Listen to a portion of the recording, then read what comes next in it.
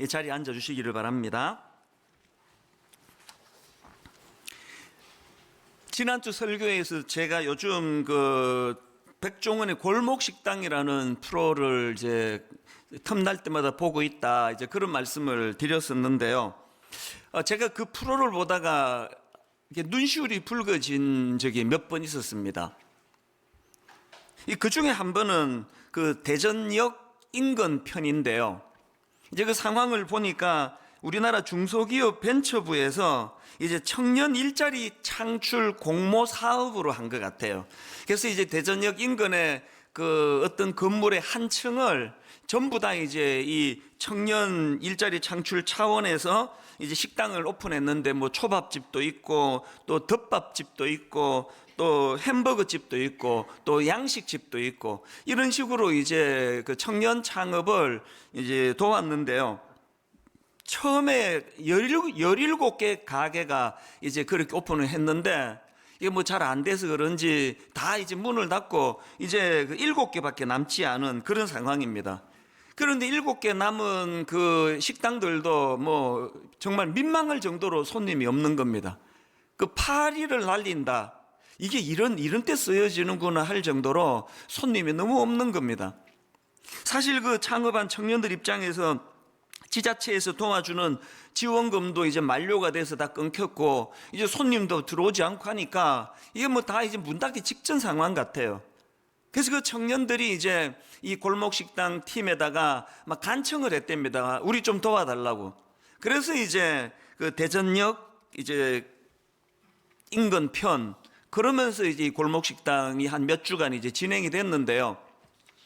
이제 그 전문가라고 할 수 있는 그 백종원 씨가 이제 그 대전역 그 한 층에 있는 식당들을 다 방문하고 뭐 조사하고 검사하고 이걸 다 끝내고 나서, 그리고는 이제 막 청년들을 막 무섭게 야단을 치는 겁니다.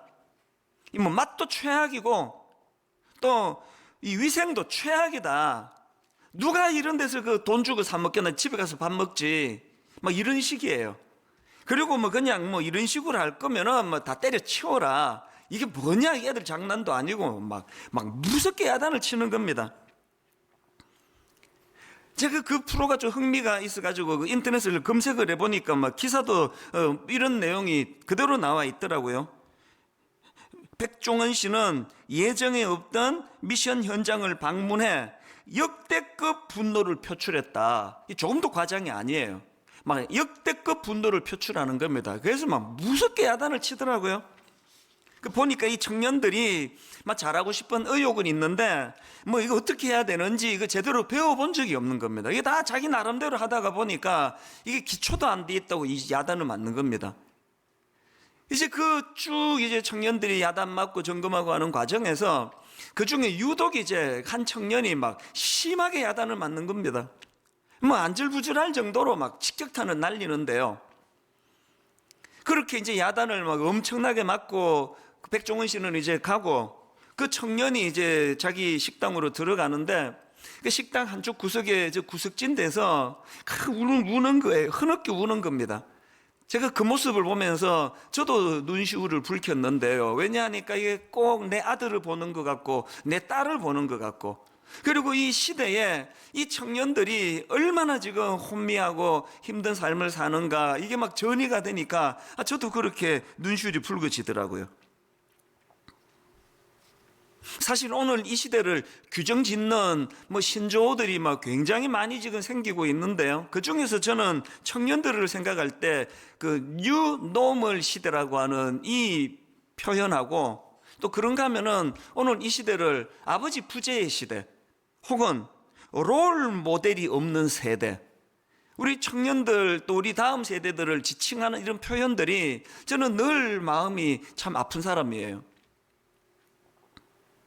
제가 앞에서 말했던 뉴 노멀 시대라는 거는 사실은 이게 2008년도에 있었던 미국발 세계 금융위기 이후로 나타난 세계 경제의 그 변화 특징을 통칭하는 이게 경제 용어였는데, 이게 지금 이제 일반화돼서 이제 이 용어가 의미가 점점 확산되는 것을 느낍니다. 요즘 코로나 바이러스 사태 이후로도 지금 이 뉴 노멀 시대다, 뉴 노멀 시대다, 이런 글들을 제가 종종 접하게 되는데요.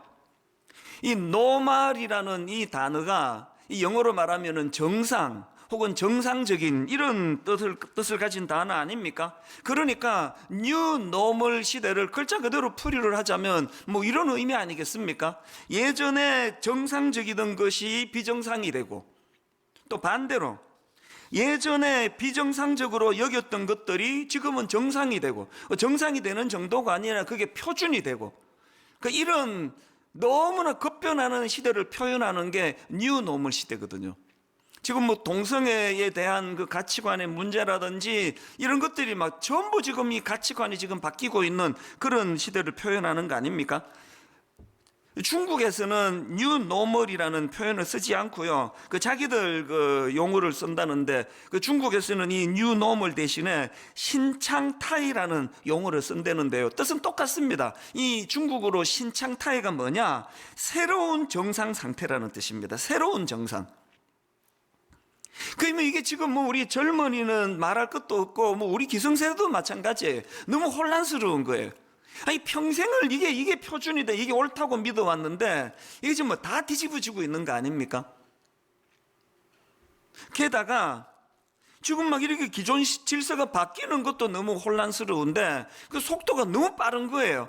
세계적으로 그 대한민국이 지금 이 속도의 변화로 치면은 뭐 1, 2위를 다툴 겁니다. 왜냐하니까 유럽이나 미국 같은 이 서구 사회가 무려 300년, 400년에 걸쳐서 그렇게 천천히 진행되던 이 근대화를 우리나라는 불과 40년 만에 이거 다 뒤집어 버린 거 아닙니까? 그러니까 지금 뭐 기성세대, 청년세대 할 거 없이 이 뉴 노멀로 표현되는 모든 질서가 지금 다 바뀌지고 뒤집어지는 것도 혼란스러운데 속도가 너무 빠르니까 이게 뭐 그냥 뭐 정신적으로 멀미가 나는 거예요.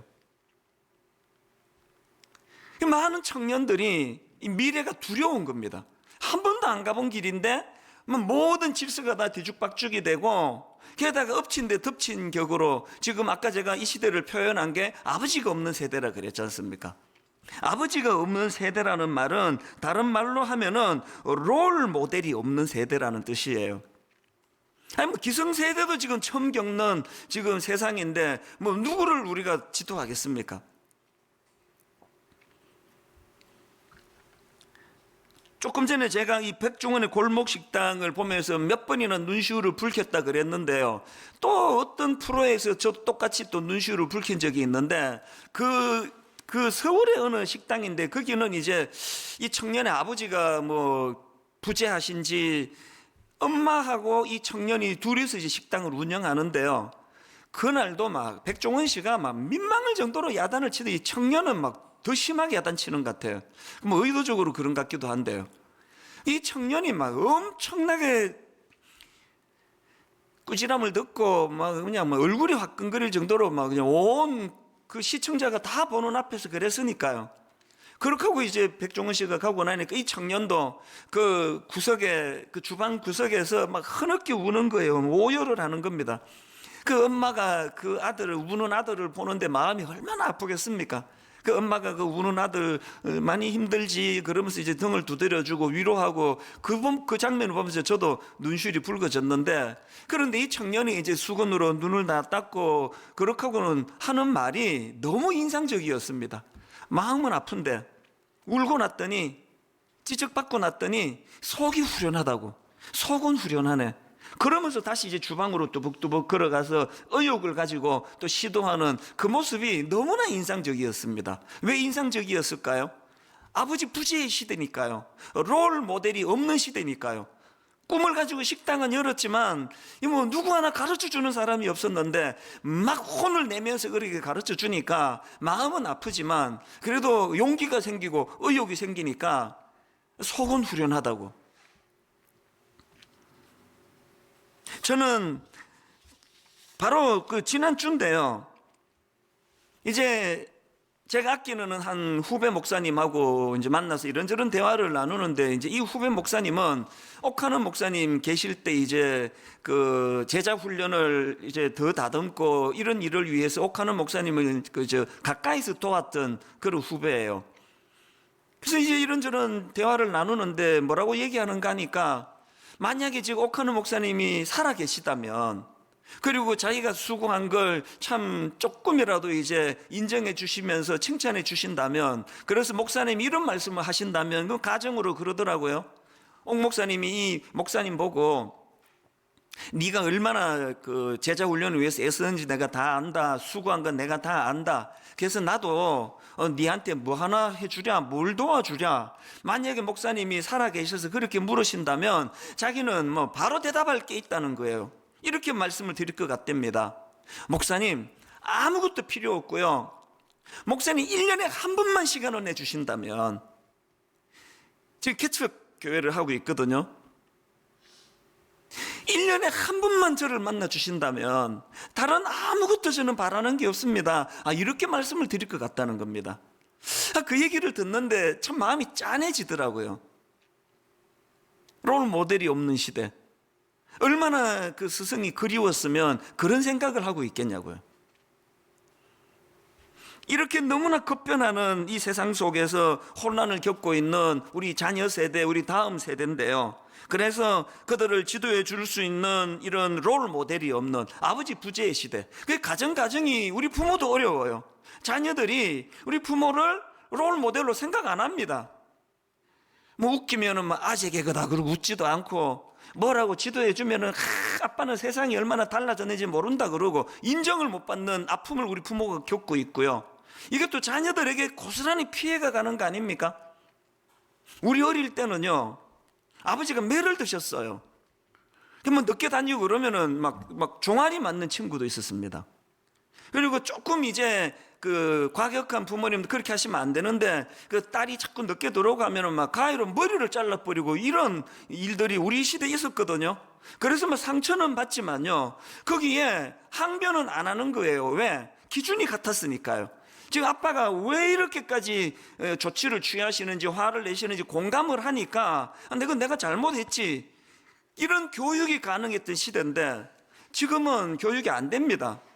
그 뭐 가위 들고 머리 자르는 거 고사하고 왜 이렇게 늦게 다냐고 말을 하면은 바로 나오는 이야기가 온 동네 애들이 다 그러는데 왜 아빠만 그러느냐고, 아빠 너무 이거 그 구식 아니냐고. 이 교육이 안 되는 시대예요.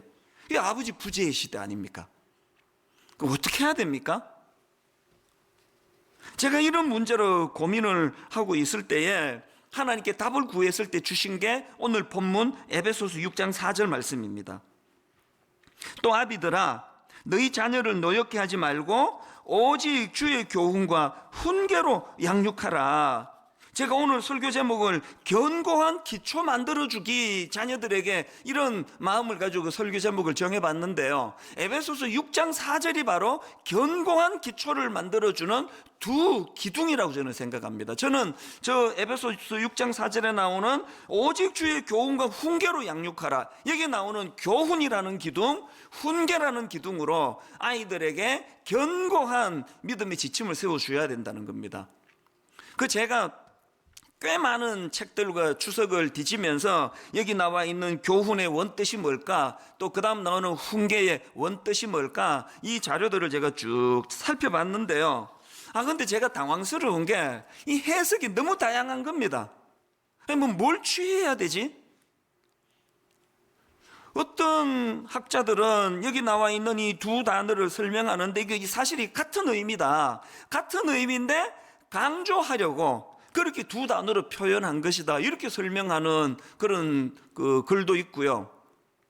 또 어떤 책에 보니까 여기 말하는 앞에 나오는 교훈은 이제 일반적인 교육을 표현하는 단어고, 뒤에 나오는 훈계는 그 일반적인 교육을 말로, 언어로 교육하는 게 그게 훈계다, 이렇게 설명하는 글도 제가 봤습니다. 그 외에 막 여러 설명이 있는 거예요. 그래서 이게 혼란스러웠습니다. 뭘 취해야 되지?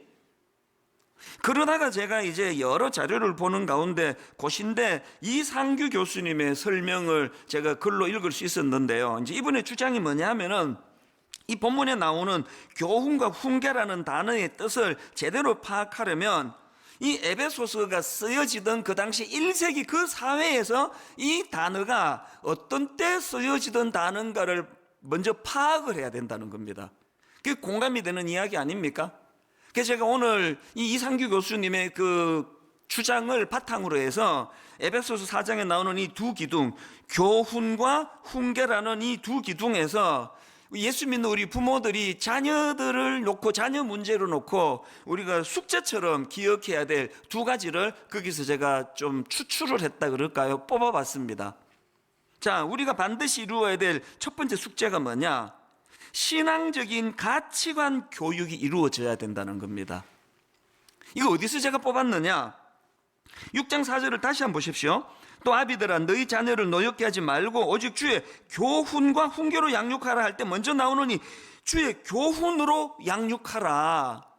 여기 나오는 이 교훈이라는 단어는 헬라어로 파이데이아라는 단어인데요, 1세기 당시에 이 단어는 어떻게 사용되었느냐? 이 자유시민을 위한 교육. 이게 왜 의미가 있느냐 하면은, 이 자유시민이라고 했을 때 또 다른 교육이 뭐냐? 노예 교육이 있었다. 노예 교육. 그래서 이제 이 노예들을 위한 교육은 전부 기능적인 거 아닙니까? 노예 생활을 잘할 수 있도록 직업 교육, 기술 교육, 이런 것들을 가르치는 노예들을 위한 교육에는 이 파이데이아라는 단어를 쓴 게 아니고요, 이 파이데이아는 자유시민을 위한 교육. 그래서 이제 자유시민으로서의 그 성숙한, 인격적으로 성숙한 교양교육, 이게 파이데이아라는 겁니다. 그 당시 통용되던 이 파이데이아에 사도 바울은 그 앞에 주예라는 속격을 붙여가지고 이제 이런 의미예요. 그 당시 이방 헬라인들이나 로마인들이 자기 자녀가 그 자유시민으로 살아갈 수 있도록 인격적으로 성숙한 교육을 시킨 게 파이데이아라면, 하나님 나라의 시민으로서 예수 믿는 부모가 자녀들에게 어떻게 경건한 신앙교육을 시켜야 되느냐. 그래서 여기 나오는 주의 파이데이아로 양육하라는 이 메시지 속에는 그리스도인으로서의 정체성을 드러낼 수 있는 양육이 필요하다는 겁니다. 노예처럼 살지 않기 위하여 시민의식을 가지고 살도록 파이데이아 교육을 그 사회가 시켰다면, 예수 믿는 가정은 국적불명의 이상한 그런 사상과 교육이 들어오지 않도록 그리스도인으로서의 정체성을 드러낼 수 있는 양육을 해야 된다. 이게 주의 교훈이라는 거예요. 이런 교육이 이루어지고 있습니까? 우리 집사님 아들이, 권사님 딸이, 나 크리스찬이야, 난 세상 사람과 달라, 저도 자녀 교육을 시키다 보면은 우리 아이들이 억울해할 때 가끔씩 나오는 표현이, 아빠, 딴 집 애들 다 물어보세요. 통금 시간이 이렇게 빠른가? 더 내가 난감한 게 또 그 다음 말이래요. 우리 집사님 가정에 한번 물어보세요. 그 말이 사실일까봐 나 지금 못 묻고 있습니다. 우리 집 애들이 자기 아빠가 목사라는 것 때문에 불편한 거예요. 이 불편을 해소시키는 어떻게 해야 돼요? 목사 가정으로서의 이 긍지, 이 정체성을 놓고 자존감이 회복되도록 정체성 교육을 시켜야 된다는 게, 무조건 뭐 이것도 하지 마라, 저것도 하지 마라, 뭐 늦게 들어오지 마라, 이런 걸로만이 아니라 이 정체성 교육을 시켜야 된다. 이게 여기 첫 번째 나오는 주의 교훈이라는 의미고요. 그런가 하면 두 번째로 그 다음 나오는 훈계라는 교훈을 가지고 제가 추출한 숙제가 하나 더 있는데요, 두 번째가 이겁니다. 자녀 교육과 관련한 두 번째 숙제가 뭐냐? 일회성이 아닌 지속적인 신앙 교육이 이루어져야 된다는 겁니다. 오직 주의 교훈과 훈계로 양육하라. 여기 이 훈계에서 어떻게 이 2번을 내가 추출할 수 있었느냐 하니까요, 여기 나오는 훈계는 헬라어로 누테시아라는 단어인데요, 이 누테시아는 습관 혹은 훈육, 이런 뜻을 가진 단어입니다. 그러니까 이제 이 누테시아라는 단어의 특징이 뭐냐? 이 몸과 마음의 습관을 개발해서 위기의 순간에 본능적으로 반응할 수 있게 하는 훈련, 이게 누테시아래요. 그러면서 그 교수님이 이제 설명을 덧붙이기를,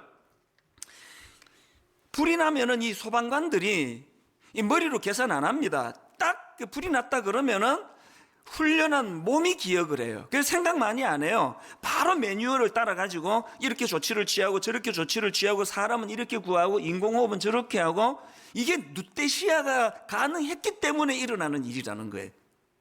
그러니까 우리가 앞에서 예수 믿는 가정의 아이들답게 크리스찬으로서의 정체성이 드러날 수 있도록 교육을 해야 한다는 게 첫 번째라면, 두 번째 나오는 이 훈계라는 단어는 그런 그리스도인으로서의 정체성을 드러내는 경건훈련, 거룩훈련을 아이들에게 가르치되 그것이 몸에 습관화가 될 때까지 지속적으로 가르쳐야 된다는 겁니다. 이 두 단어의 의미를 제가 잘 되새기면서 먼저 저희 가정에 이것을 접목을 하고 제가 참 반성하고 그 생각하면 저도 자녀 교육을 제대로 못 시키는 것 같아서 참 마음이 아프고 합니다. 여러분의 가정에는 주의 파이데이아 양육이 일어나고 있습니까? 아이들이 이렇게 혼미한 시대에도 불구하고 나는 예수 믿는 가정에 나는 크리스찬이라는 정체성을 가지고 흔들림 없도록 그렇게 교육을 하고 있습니까? 그런가 하면은 주의 누떼시아 그렇게 가치관 교육에 힘써대 그냥 잔소리 몇 마디 하는 게 아니라 이것이 몸에 익을 수 있도록, 습관화가 될 수 있도록, 긍지가 몸에 배일 수 있도록, 거룩이 몸에 익숙해질 수 있도록, 모든 세상 친구들이 막 어떻게 사는지 상관없이 나는 그리스도인으로서 나는 이런 거룩을 향하여, 나는 경건을 향하여 몸에 배어 있는 교육을 받았다. 이 누떼시아 교육이 이루어지고 있습니까? 코로나 바이러스가 막 확산되던 즈음에 제가 21일 기도회 그때 그 느헤미야를 가지고 21일간 말씀을 전했던 거 아마 많은 분이 참여하셨는데요. 그때 전했던 말씀이 제가 이 말씀을 묵상하는데 이게 불쑥 떠오르는 겁니다. 아마 그 들은 분이 많이 계실 텐데요. 제가 1983년도에 미국으로 이민을 가서 이제 대학교에 입학을 했는데 그 당시로 이미 미국은 성적으로 말로 다 할 수 없는 타락이 이미 돼 있더라고요. 우선에 제가 다니던 학교에 이제 기숙사가 있는데 미국은 대부분의 애들이 다 기숙사를 이제 입소를 하지 않습니까? 근데 혼란스러웠던 게 당연히 한국에는 남자 기숙사가 따로 있고 또 멀찍이 떨어진 데서 여자 기숙사가 따로 있고 그래서 여자 기숙사는 남자들 출입 금지 아닙니까? 그런데 이 미국의 기숙사는요, 남자 기숙사, 여자 기숙사 구분이 없습니다. 다 섞여 있더라고요. 그리고 정말 제가 그 혼란스러웠던 게 뭐냐 하니까 2층 침대에 룸메이트가 지금 2층에서 자고 있는데 주말에 그 이성 친구를 데리고 와가지고 지금 룸메이트가 지금 자고 있는데 거기서 성관계를 막 가지고 그러는 겁니다. 기말고사 때 이제 그 식당 그 카페테리아를 이제 공부할 수 있도록 24시간에 이제 개방을 해 줬는데요. 그래서 이제 한국인 그 후배하고 같이 이게 공부를 하는데 이제 자기 룸메이트가 지나가니까 저보고 형, 저 지금 섹스 머신이 지나간다 그런 말을 해요. 그래서 제가 네 그 룸메이트한테 무슨 그런 그 흉측한 별명을 붙였냐 그러니까 그 얘기를 하는 거예요. 저는 사실 지금도 믿지 않아요. 설마 그런 일이 일어났을까? 그게 40년 전 이야기 아닙니까? 그렇게 성적으로 문란하던 학생들이 지금은 이제 50대 후반이 되고 60대 초반이 되고 다 아버지가 되고 할아버지가 됐는데 한번 생각을 해보세요. 아버지 세대의 가치관이 이제 그런 어떤 그 변화된 생각을 갖고 성적으로 타락한 그런 생각을 갖고 있었다면 그 자녀하고 부모 교육에 무슨 갈등이 있겠습니까? 똑같은 생각을 하고 있는데 제가 이 설교를 준비하면서 너무나 많은 지금 우리 교회에 이 예수 잘 믿는 가정일수록 신실한 가정일수록 부모 자녀 간의 갈등이 많다고 눈물을 많이 흘린다는 얘기를 마음 아프게 듣고 있거든요.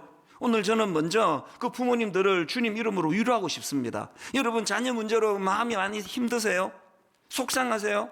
자꾸 눈물이 나십니까? 정말 애쓰시는 거 하나님 아실 거예요. 정말 우리 부모님들이 이 악한 세상 가치관에 물들지 않으려고 너무나 애쓰는 과정에서 일어난 거라고 주님께서 그렇게 위로해 주실 거라고 믿습니다.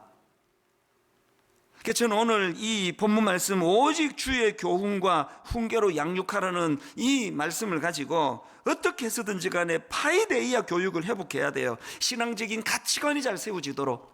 그런가 하면 어떻게 해서든 누떼시아, 이게 일회성이 아니라 지속적으로 습관화가 이루어질 수 있도록 그런 가치관 교육이 이루어져야 된다는 거 다시 한번 용기를 내주시기를 바랍니다. 그래서 이제 지금 우리가 기독교 성윤리 연구소를 지금 잘 준비하고 있는데요. 이제 도와드릴 거예요. 여러분이 말문이 막히면 우리 교회 성윤리 연구소 한번 들어가 봐라. 거기에 지금 설명이 잘 돼 있다. 동성애에 대해서 이렇게 설명이 돼 있다. 그리고 성적 타락을 왜 견뎌내야 되는지 이런 설명이 있다. 이걸 이제 도와드릴 거예요. 그리고 이제 3주 뒤 창립 18주년을 기념해서 부모님들이 자녀 교육하는 데 도움을 얻을 수 있도록 10권짜리 번역서가 나옵니다. 연령별로 도울 수 있도록. 그리고 이제 앞으로 영상도 만들 거고요. 지속적으로 이제 자녀 교육에 도움을 드릴 겁니다. 용기 내십시오. 힘내십시오. 그래서 하나님, 내가 파이데이아와 누떼시아 교육이 일어나도록 한번 힘을 얻기를 원합니다. 도와드릴 것입니다. 그리고 이런 교육이 왜 중요합니까?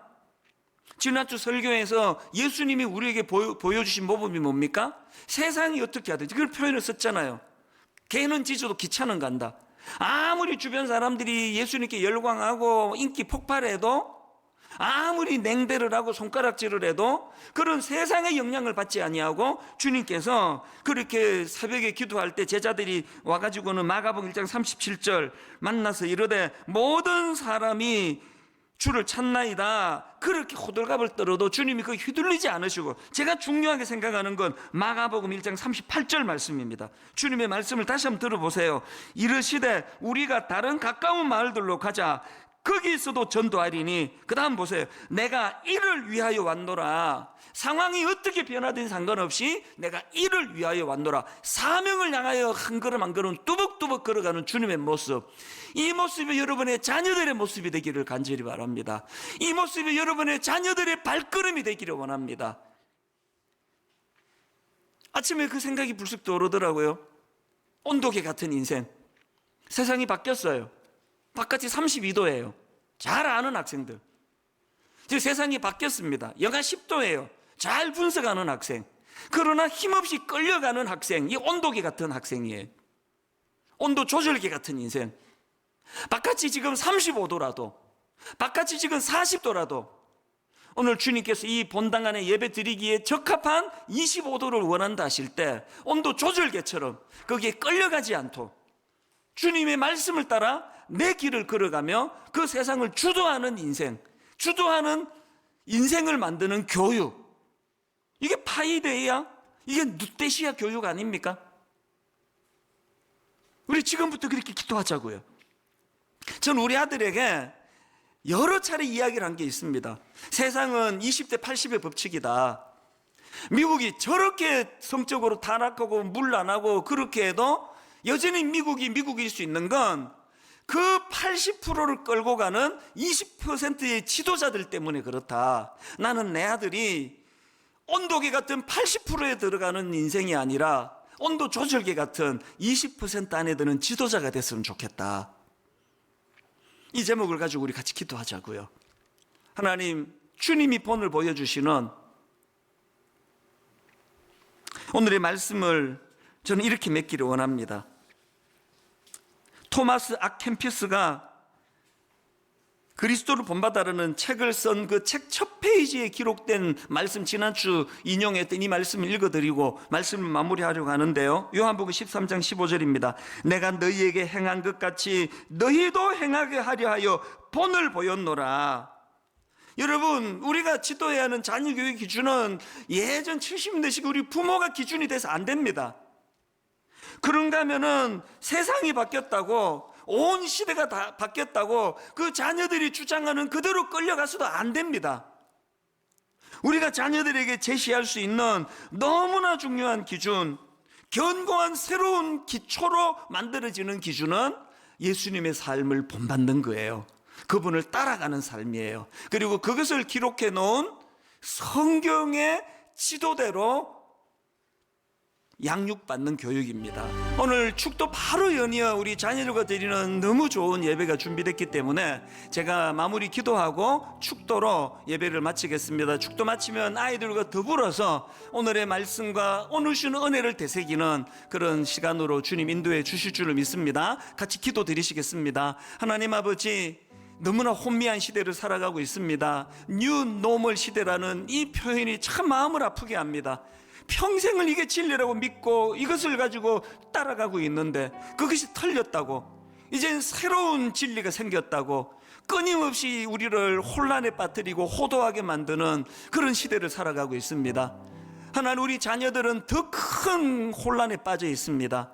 뭘 기준으로 자녀들을 교육해야 될지 난감하게 짝이 없는 시대인데, 오늘 주신 말씀처럼 주님의 말씀이 기준이 되고 예수 그리스도의 삶이 기준이 되어 하나님 그 아이들을 끊임없이 그리스도인으로서 가치관 교육, 신앙적인 가치관 교육을 시킬 뿐만 아니라 그것이 지속적으로 몸에 배일 수 있도록, 그것이 우리의 자녀들 습관적으로 몸에 배일 수 있도록 그렇게 아름다운 신앙 교육이 일어나도록 도와주시고, 무엇보다도 성령님께서 그 신앙 교육에 개입해 주셔서 능력을 주시고 은혜로 덧입혀 주시옵소서.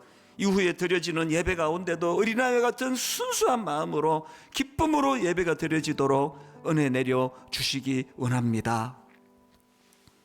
우리 주 예수 그리스도의 은혜와 하나님 아버지의 다함 없는 사랑과 성령님의 감동, 감화, 위로교통 충만하심의 역사가 오늘 주신 말씀 마음에 담고 힘얻어 자녀교육, 또 아름다운 가정을 만들어가기로 다짐하며 예배하는 모든 주의 자녀들 머리 위에 지금부터 영원토록 함께 하시기를 간절히 축원하옵나이다. 아멘.